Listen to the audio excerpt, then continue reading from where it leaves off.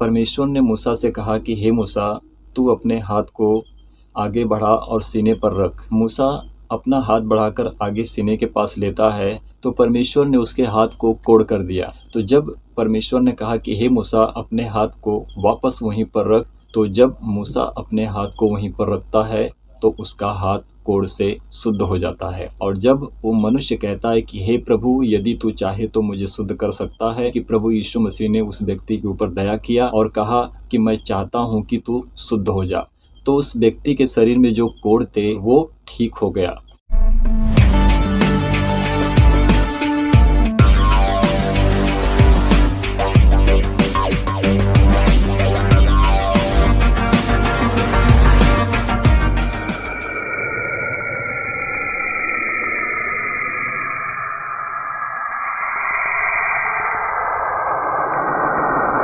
तो प्रियो, जब हम यशायाह भविष्यद्वक्ता की पुस्तक से पढ़ते हैं अध्याय 9 वचन 6 और 7 को, तो जब हम 6 वचन को पढ़ते हैं, यहाँ पर लिखा है, क्योंकि हमारे लिए एक बालक उत्पन्न हुआ, हमें एक पुत्र दिया गया है और प्रभुता उसके कांधे पर होगी, और उसका नाम अद्भुत युक्ति करने वाला, पराक्रमी परमेश्वर, अनंत काल का पिता और शांति का राजकुमार रखा जाएगा।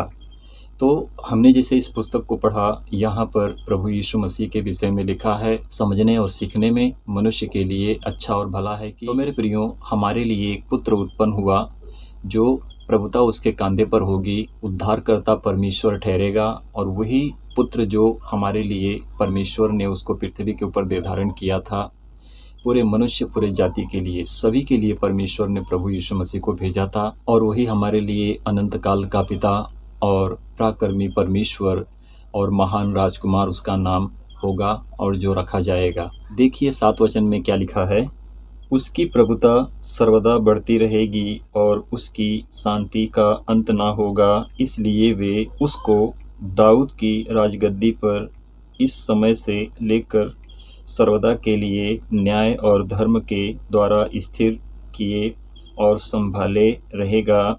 सेनाओं के यहोवा की धुन के द्वारा यह हो जाएगा।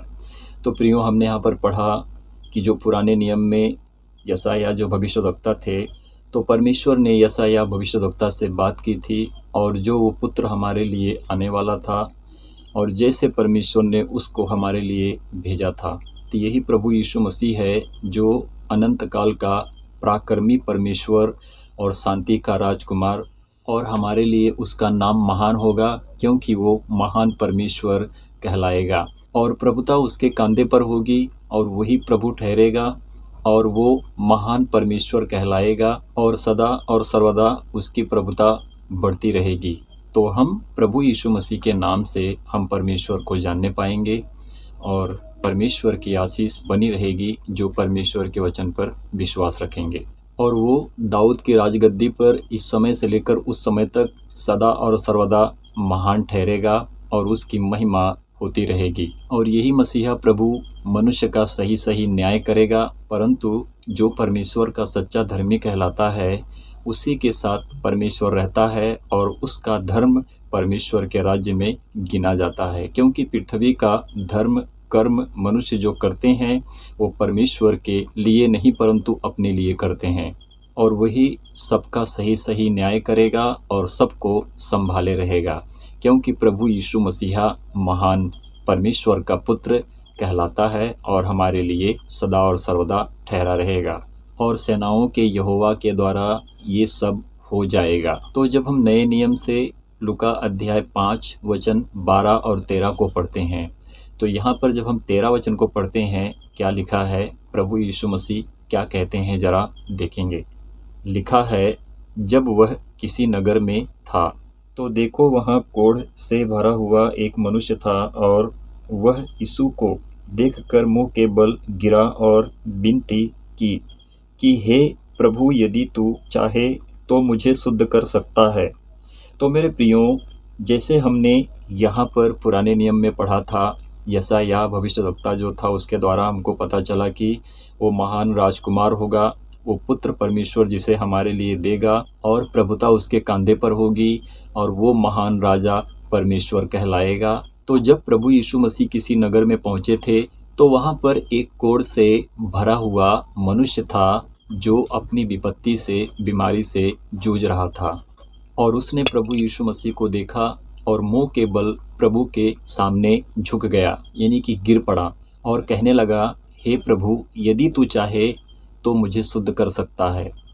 तो जब मनुष्य का विश्वास होता है, जब मनुष्य परमेश्वर पर विश्वास रखता है, प्रभु यीशु मसीह की आज्ञा का पालन करता है, परमेश्वर के वचन पर चलता है और परमेश्वर के मार्ग पर सदा बना रहता है।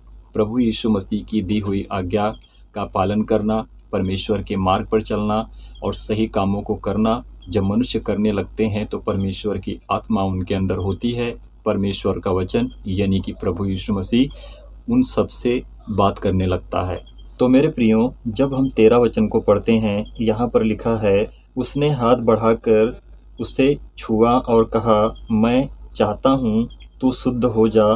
और उसका कोढ़ तुरंत जाता रहा। तो प्रियो, कोढ़ से मनुष्य तब शुद्धता पाता है, तब ठीक होता है कि जब परमेश्वर उसको क्षमा करे और उसको चंगा करे।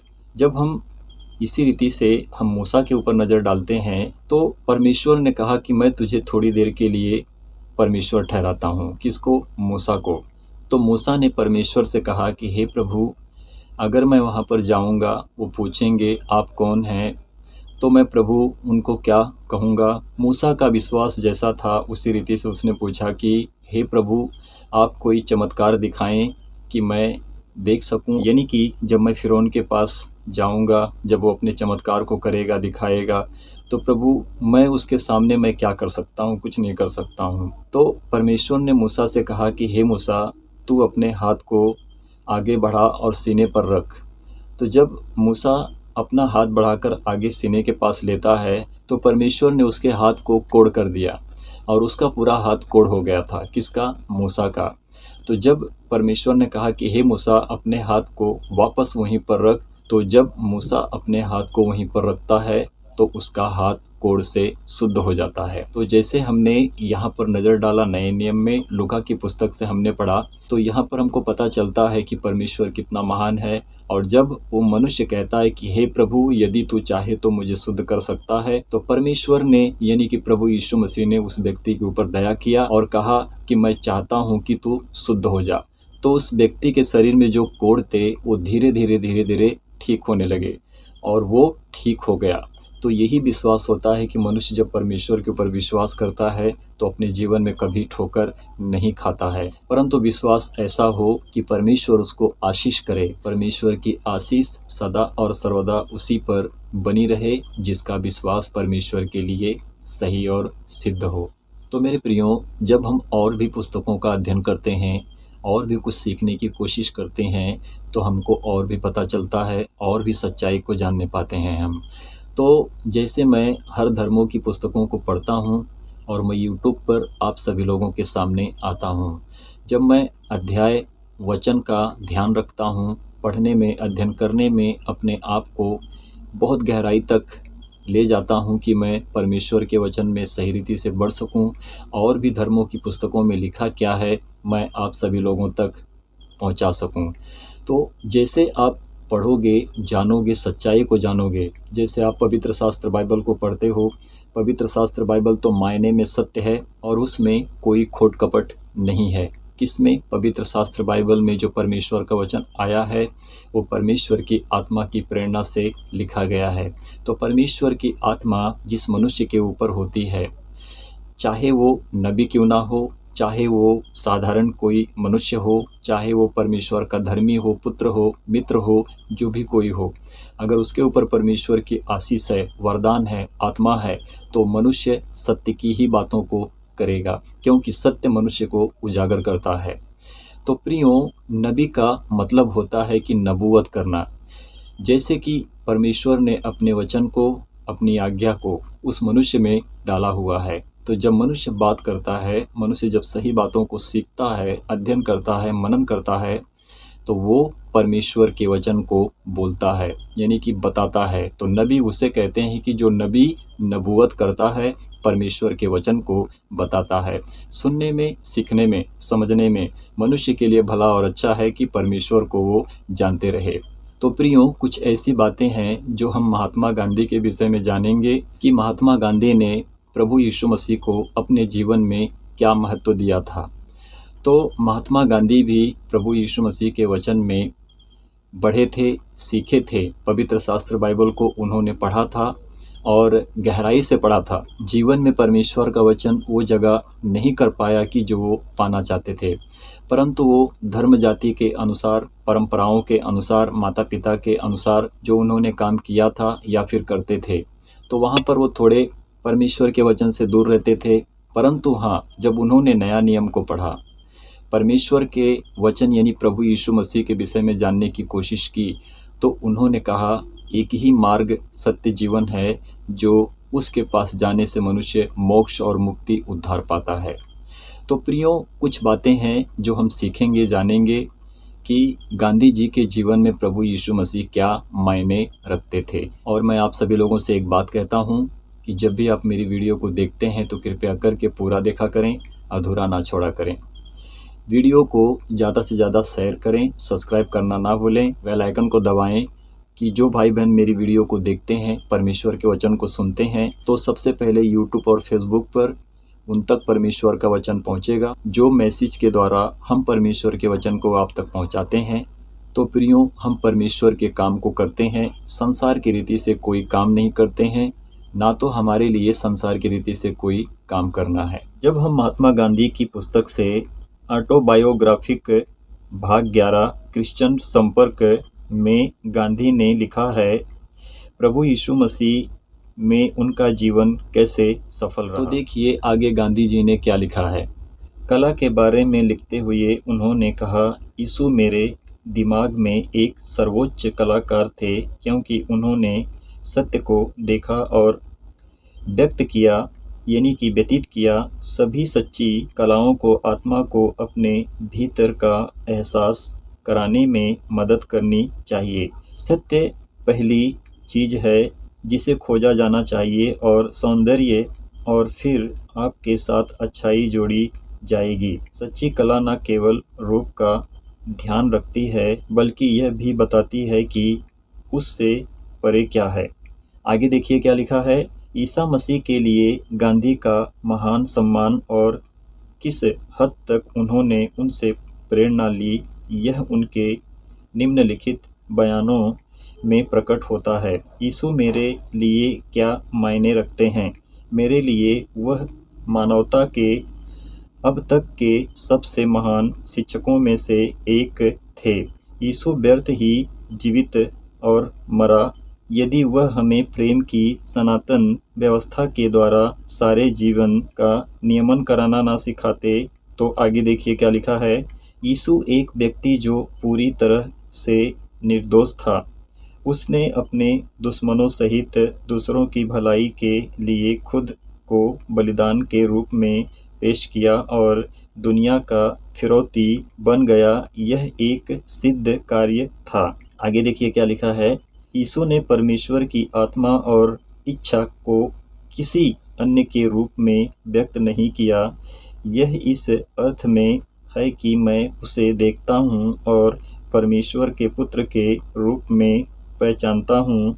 और क्योंकि यीशु के जीवन में वह महत्व और श्रेष्ठता है जिसका मैंने उल्लेख किया है, मेरा मानना है कि वह केवल ईसाई धर्म से ही नहीं बल्कि पूरी दुनिया से सभी जातियों और लोगों से संबंधित हैं। यह बहुत कम मायने रखता है कि वे किस ध्वज नाम या सिद्धांत के तहत काम कर सकते हैं, एक विश्वास को मानते हैं। तो जैसे हमने यहाँ पर पढ़ा, गांधी जी ने प्रभु यीशु मसीह को अपने जीवन में महत्वपूर्ण जगह दी थी कि उन्होंने प्रभु यीशु मसीह के द्वारा बहुत कुछ अच्छी बातें सीखी थी और प्रभु यीशु मसीह ने ये बात बताई थी जो हमें और आप सभी लोगों को पता है, परंतु जो नए भाई बहन उनको पता नहीं है।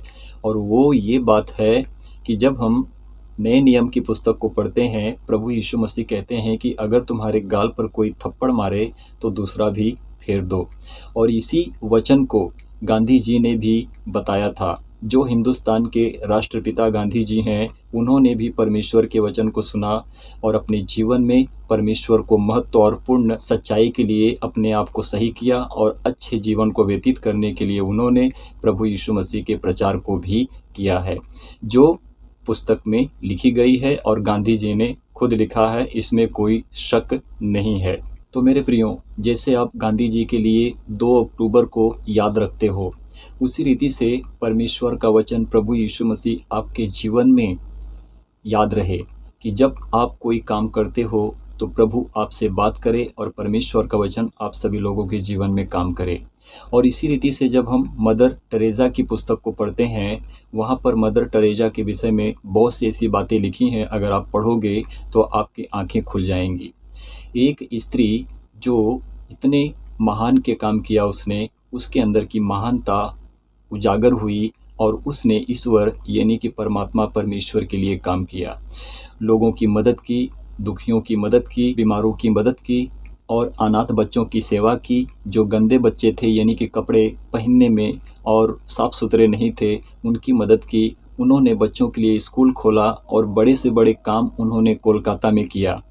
जो हम पुस्तक को पढ़ते हैं तो हम सीख पाते हैं। तो मेरा कहने का मतलब है कि हर किसी के पास परमेश्वर का वचन प्रभु यीशु मसीह पहुंचा है, परंतु जिन्होंने ग्रहण किया है उनके जीवन में परमेश्वर का वचन काम किया है।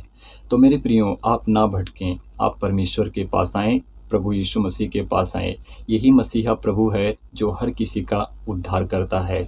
और जिस रीति से हमने गांधी जी की पुस्तक को पढ़ा, महात्मा गांधी की पुस्तक को पढ़ा, आप जैसे 2 अक्टूबर को याद रखते हैं, उसी रीति से परमेश्वर के वचन को अपने जीवन में याद रखें। परमेश्वर ने आपको आंखें दी है, कान दिया है, मुंह दिया है, नाक दी है, आपके शरीर में बहुत से प्रकार के अंग दिए हैं। तो परमेश्वर को जानने की कोशिश करो, प्रियो मत भटको, क्योंकि यही प्रभु यीशु मसीह है जो हर किसी का उद्धार करता है। तो मेरे प्रियो, जब हम इसी रीति से कुरान की पुस्तक को पढ़ते हैं, इस्लाम धर्म मुसलमान भाई बहन मानते हैं, परंतु उसको एक नबी की तरह मानते हैं।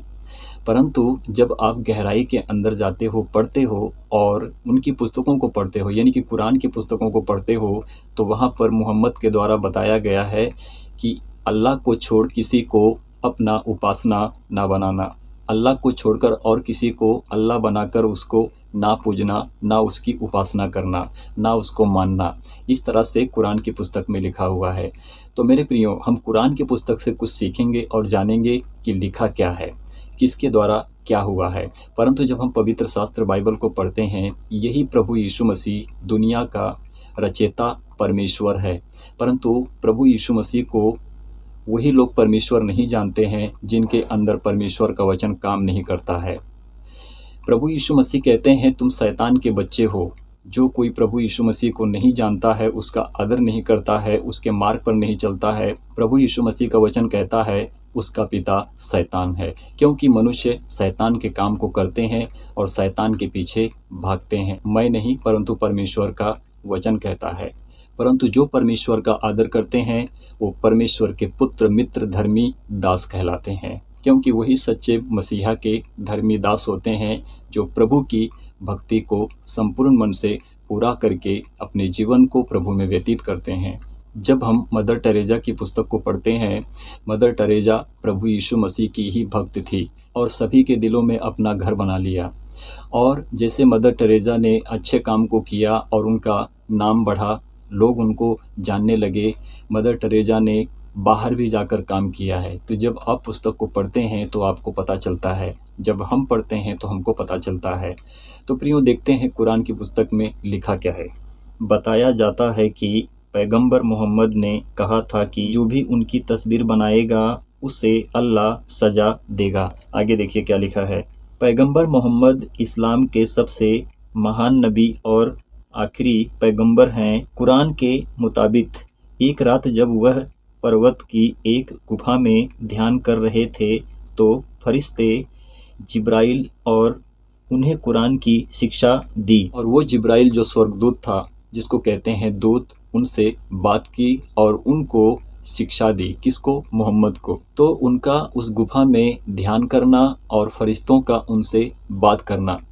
तो उनका कहना है, किसका? मोहम्मद सल का, तुम अल्लाह को छोड़कर किसी की उपासना मत करना और किसी को अपना उपासक ना समझना। आगे देखिए क्या लिखा है। पैगंबर मोहम्मद मूर्ति पूजा या किसी भी चित्र की पूजा के खिलाफ थे। यही वजह है कि उनकी कहीं भी तस्वीर या मूर्ति नहीं मिलती है। बता दें कि इस्लाम में मूर्ति पूजन की मनाही है। यानी कि जो यहाँ पर लिखा है, इससे हमको पता चलता है कि बताया गया है कि मोहम्मद जो सल थे, जो नबी थे, इस्लाम धर्म के आखिरी पैगंबर हैं, तो वो कहते हैं कि मूर्ति पूजा से मैं नफ़रत करता हूँ और मूर्ति पूजा करना मना है। ये यहाँ पर इस तरह से लिखा है और हमें जानने की कोशिश है। अगर आप प्रभु यीशु मसीह को मानते हैं, उसके वचन पर चलते हैं, उस मसीहा पर विश्वास करते हैं, तो आपके लिए जानना ज़रूरी है कि कहाँ पर क्या लिखा हुआ है। नहीं तो जब मनुष्य मरेगा तो वो कुछ नहीं जान पाएगा, वो वहीं पर जाएगा जहाँ पर परमेश्वर उसको भेजने वाला है। तो शैतान के लिए जो दरवाज़ा खुला है वही मनुष्य के लिए खुलेगा, अगर मनुष्य परमेश्वर के वचन को नहीं जानने पाएगा। तो जब हम आगे वचन में बढ़ते हैं तो यहाँ पर कुछ बातें ऐसी लिखी हैं कि जो अल्लाह को छोड़कर किसी और की उपासना करते हैं वो मतभेद में हैं, अल्लाह के खिलाफ काम करते हैं। जब हम कुरान अध्याय 3 सूरह 64 को पढ़ते हैं, यहाँ पर लिखा है, कहो ए किताब वालों अर्थात यहूदी और ईसाई, आओ एक ऐसी बात की और जो हमारे और तुम्हारे बीच पक्की है कि हम अल्लाह की अतिरिक्त किसी की इबादत ना करें और अल्लाह के साथ किसी को साझी ना ठहराएं और हम में से कोई किसी दूसरे को अल्लाह के अतिरिक्त पालनहार ना बनाए। फिर यदि वह इससे बचना चाहे तो कह दो कि तुम गवाह रहो, हम आज्ञाकारी हैं। तो जैसे हमने सूरा 64 को पढ़ा, यहाँ पर क्या लिखा है? हम ईसाई हैं, ये यहूदी हैं, ये मुसलमान हैं। तो हम तीनों में विरोध है। हम किसको मानते हैं? जो ईसाई हैं वो प्रभु यीशु मसीह को मानते हैं, जो यहूदी हैं वो परमेश्वर को मानते हैं, जो मुसलमान हैं वो अल्लाह को मानते हैं। तो कौन सही है, कौन झूठा है? तो जब आप सारी धर्मों की पुस्तकों को पढ़ोगे, फिर पवित्र शास्त्र बाइबल को पढ़ोगे, तो आप उस सच्चे खुदा की उपासना करोगे, उस सच्चे परमेश्वर की उपासना करोगे जो परमेश्वर आपके जीवन में काम करता है। क्योंकि प्रभु यीशु मसीहा ही वो परमेश्वर है, परंतु मनुष्य परमेश्वर यानी प्रभु यीशु मसीह को जानने नहीं पाता है। क्योंकि प्रभु यीशु मसीह ने कह दिया है, जो मुझे जानता है वो परमेश्वर को जानता है और जो मुझे नहीं जानता है वो परमेश्वर को नहीं जानता है। तो देखिए कुरान अध्याय 3 सूरह 65, यहाँ पर क्या लिखा है। ऐ किताब वालों, तुम अब्राहिम के संबंध में क्यों झगड़ते हो, जबकि तौरात और इंजील तो इसके बाद अवतरित हुई है। क्या तुम इसको नहीं समझते? तो देखिए आगे क्या लिखा है। जब हम कुरान अध्याय 3 सूरह 66 को पढ़ते हैं, यहाँ पर लिखा है, तुम वह लोग हो कि तुमने सब बात के संबंध में वाद विवाद किया जिसका तुम्हें कुछ ज्ञान था। अब तुम ऐसी बात के संबंध में वाद विवाद कर रहे हो जिसका तुम्हें कोई ज्ञान नहीं है और अल्लाह जानता है, तुम नहीं जानते हो। तो यहाँ पर लिखा है कि जो अल्लाह को मानते हैं उनके हिसाब से, कुरान के हिसाब से वो सही हैं, परंतु जो अल्लाह को छोड़कर अगर वो और किसी ईश्वर को मानते हैं अपना जानकर, तो उनका रास्ता मार्ग गलत है। यानी कि यहाँ पर हमारे विषय में दिया है कि अगर हम अल्लाह को छोड़कर किसी और की इबादत करते हैं तो हम अल्लाह का क्या करते हैं? निरादर करते हैं। इस तरह से यहाँ पर लिखा है। और आगे देखिए, जब हम कुरान अध्याय 3 सूरह 67 को पढ़ते हैं, यहाँ पर लिखा है, अब्राहिम ना यहूदी था और ना ईसाई, बल्कि वह एक गृहचित्र मुस्लिम आज्ञाकारी था और वह शिर्क साजी ठहराने वाला करने वालों में से ना था। तो यहाँ पर अब्राहम के विषय में कुरान बताती है कि अब्राहम ना तो ईसाई थे ना तो वो यहूदी थे, पर ये बात बताई जाती है कि अब्राहम मुस्लिम थे। इस तरह से यहाँ पर बताया गया है। तो मेरे प्रियो, अब्राहम चाहे मुस्लिम हो या फिर यहूदी हो, उससे हमको क्या लेना देना है? यहाँ पर परमेश्वर ने किसी को मुस्लिम, यहूदी, मुसलमान नहीं बनाया है। तो मेरे प्रियो, परमेश्वर ने मनुष्य और स्त्री को बनाया है। सबसे बड़ी मनुष्य की इंसानियत होती है कि मनुष्य का काम परमेश्वर के लिए अच्छा और सही और सिद्ध हो, कि वो मनुष्य परमेश्वर को जान सके। तो प्रियो, वीडियो बनाने में, परमेश्वर के वचन का अध्ययन करने में, पवित्र शास्त्र बाइबल को पढ़ने में और बाकी की पुस्तकों को पढ़ने में, कहाँ पर क्या लिखा है, परमेश्वर के वचन को समझने और समझाने में बहुत समय लग जाते हैं। परंतु पवित्र शास्त्र बाइबल परमेश्वर का जो वचन है, जो हमारे लिए दिया गया है, जो मसीह के लोग हैं, जो विश्वास करते हैं, जो मसीह में नए विश्वासी होते हैं, उनके लिए है, परंतु ये पूरी दुनिया के लिए है। परंतु दुनिया परमेश्वर को नहीं जानती है, परंतु जो लोग जानते हैं वो अपने आप को दीन करके परमेश्वर को सच्ची महिमा देते हैं। तो प्रियो, इसी रीति से आप परमेश्वर के वचन में बढ़ें, पवित्र शास्त्र बाइबल को पढ़ें, सीखें और एक दूसरे को सिखाने की कोशिश करें और परमेश्वर के वचन को, सुसमाचार को हर किसी तक पहुंचाएं कि वो भी जाने। जो प्रिय भाई बहन होते हैं, जो हर धर्मों से होते हैं, जो परमेश्वर को नहीं जानते हैं परंतु उसके नाम को पूरी दुनिया जानती है, किसके नाम को? प्रभु यीशु मसीह के नाम को, परंतु वो सच्चाई से परमेश्वर को नहीं जान पाते हैं। तो प्रियो, उन तक परमेश्वर के वचन को पहुंचाओ, खुद प्रचार करो, सही शिक्षाओं को प्रबल करो, परमेश्वर के वचन में प्रबल हो जाओ, शिक्षाओं को पाओ, परमेश्वर से बात करो, प्रार्थना करो, परमेश्वर अपने वचन के द्वारा आप सभी लोगों से बात करें। तो प्रभु आप सभी लोगों को आशीष और ब्लेस करें। परमेश्वर की महिमा हो। आमीन, आमीन और आमीन।